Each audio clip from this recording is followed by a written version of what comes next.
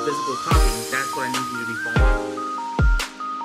And I'll also send out an email. Outside, the sky is blue. Communication. The person that are facial expressions. Communication process test. Some of you would probably not need.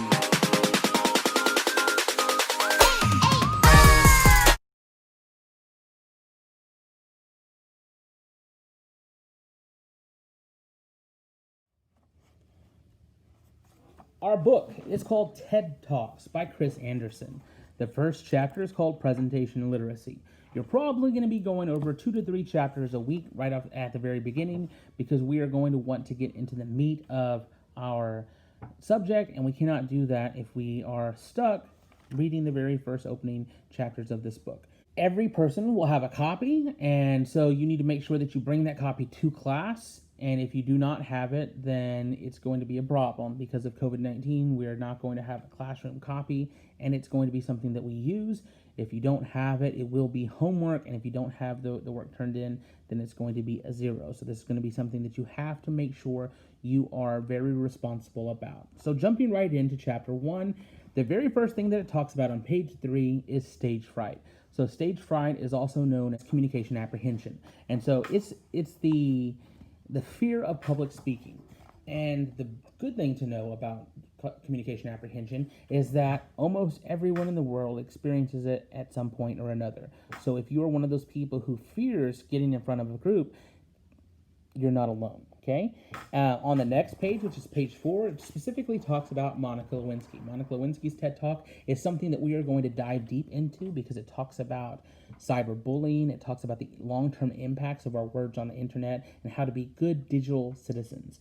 And so I believe that it's a very, very good speech just for that, but also to watch someone open themselves up and share their deep, deep, dark emotions with us and take us on a journey through something that was life-changing for them, but also for the entire nation. It's really, really eye-opening. And the way that she does so is just a very, very good speech. And it makes me really happy that it's the very first speech that's mentioned in the book. On page 5, it specifically says, don't be afraid. And in the opening days of the class, that's one of the things that I talk about, is don't be afraid.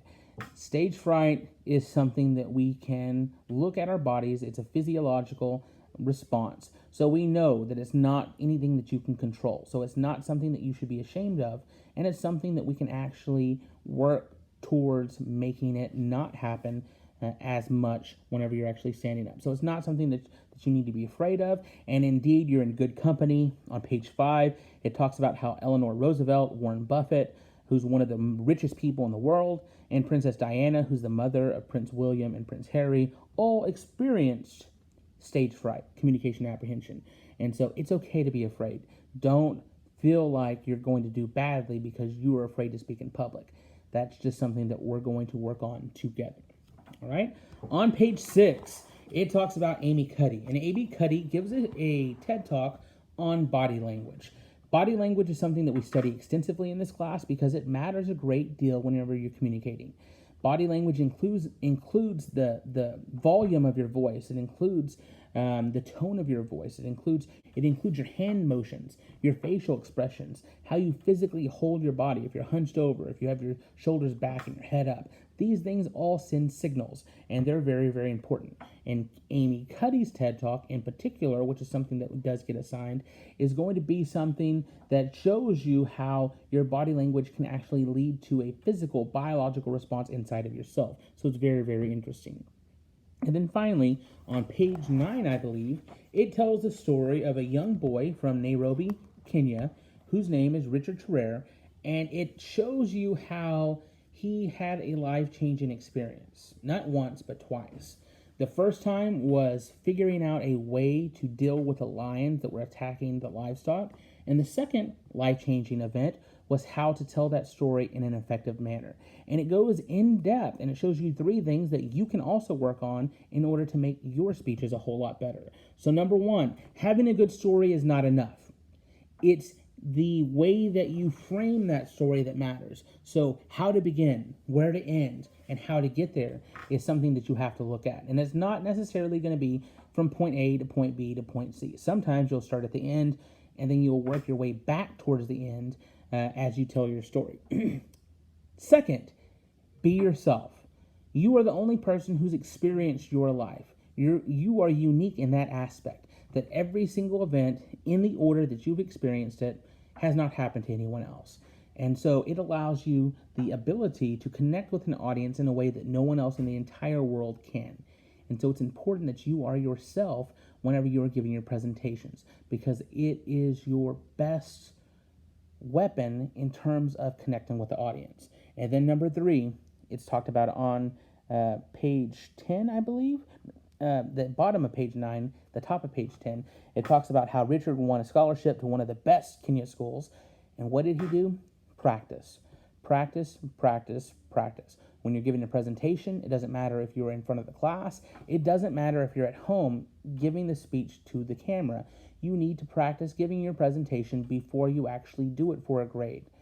So that means practicing in front of someone who you live with at your house. It means practicing some more after they give you some feedback, and then practicing again in front of another audience. By the time you give your presentation to a class or to any organization, it should be the 8th, the 9th, the 10th, or the 20th time that you actually given that speech out loud, because you want it to sound normal. You want it to sound like it's coming from the top of your head. You want it to sound like this is something that you really believe in. And if you're stumbling and you're bumbling and you're looking down and you're reading, it's not going to come across in that manner. You're going to come across as someone who doesn't care about the message that they're trying to get.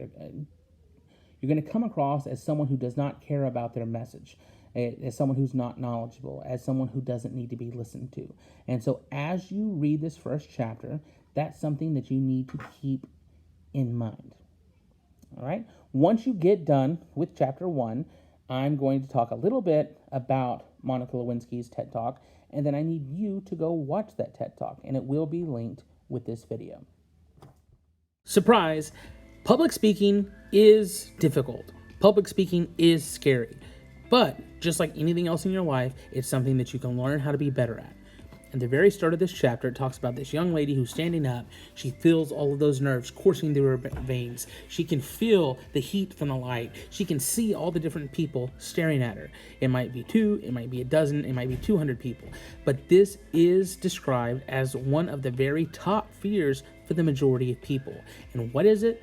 Of course, it is public speaking. It doesn't matter where you're doing your research, if it's a magazine or a book, public speaking is ranked number 1, even higher than those slithery, nasty snakes that we see all over the place. It's even scarier than heights for most people. And for a great majority, they would prefer to be found in the grave. Yes, that's right. They prefer death over public speaking. Why?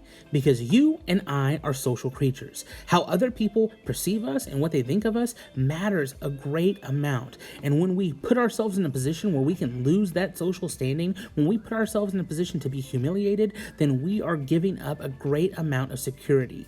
And we don't really know what's going to happen. In this chapter, it specifically talks about why that's an important thing. Really, one of the greatest TED Talks of all time was delivered by Monica Lewinsky in her talk, The Price of Shame.